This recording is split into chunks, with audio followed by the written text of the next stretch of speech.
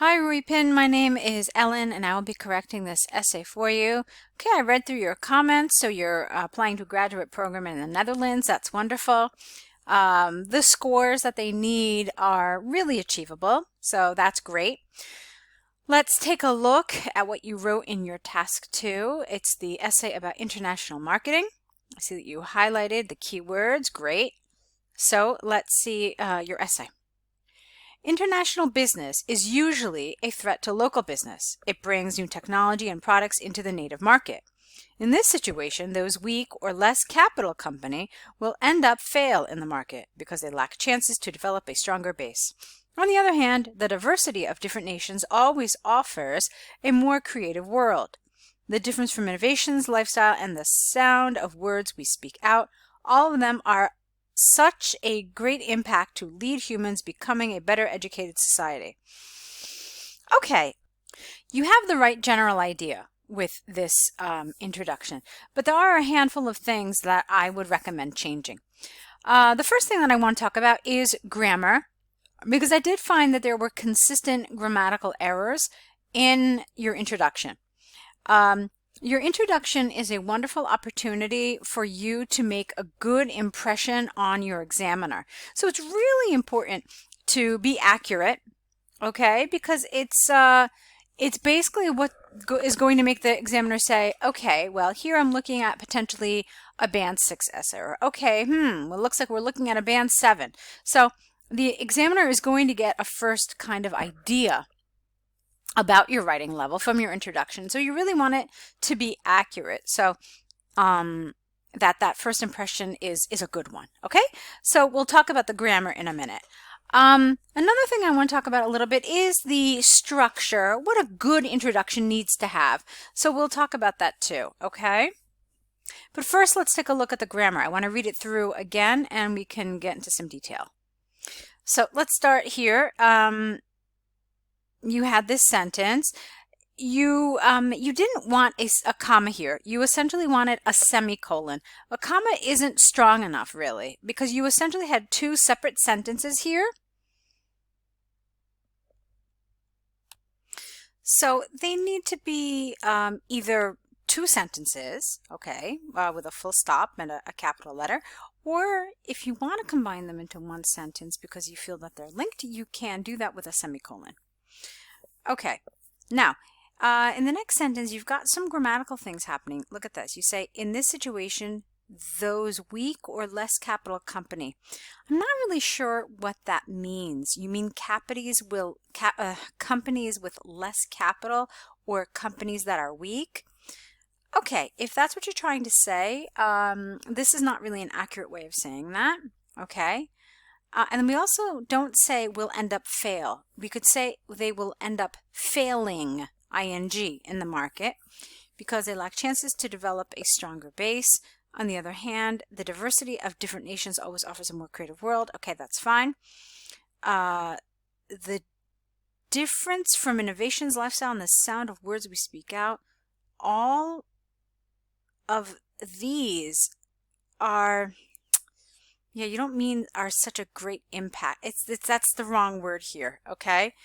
Now, the other thing that I want to talk about in this paragraph is that it's a little wordy, okay? Your introduction has some very specific jobs to fill, basically, okay? You need to rephrase the prompt, okay? So rephrase whatever language is written in the task that you get, okay? And then you need to answer whatever question or command is there. In this case, it's discuss both views and give your opinion.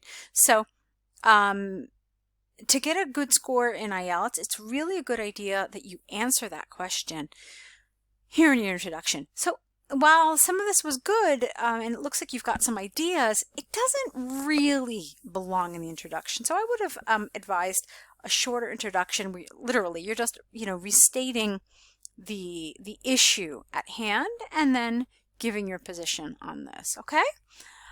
Okay, so we spent a ton of time on your introduction, so I want to move forward. Okay, so I believe most of the local business owners No. I believe most local business owners will not enjoy the international marketing invaders. At this point, they are struggling to cultivate their market shares of their own country, but at the same time, the outside competitors with their advantages try to take down the local markets. Those fights are disastrous to an undeveloped country to build up their own industry. Okay, so here your viewpoint is very clear, okay? And you call them international marketing invaders, but the whole paragraph really feels just like an opinion. It's missing some of the structure that's needed to be a well-formulated paragraph that has a nice cohesive feel to it. Okay, so this is something we talk about extensively in the online course, how to structure your paragraphs and what the elements of a well-structured paragraph are. Okay, so here I understand what you're trying to say. So your viewpoint comes across, but it's lacking the correct structure here. Okay, so comparing to invading situation, the connections with the other countries are actually amazingly helpful for innovative ideas. For example, the international trade without the and without the S, not only brings products to other nations, but it also brings information to the world. Okay, here I'd like you to explain what you mean. How does it bring information? To the modern world now, information is the key to connect us together and the reason why technology improvement is going very quickly. Okay, so again here, I understand what you're doing, but what's missing for me really is proper structure. Again, understanding how to use topic sentences, understanding what it is to have a main idea and how to present those main ideas, and then also how to support those main ideas. These are all elements that are really important in order to have a good score in coherence and cohesion. Okay, let's move on.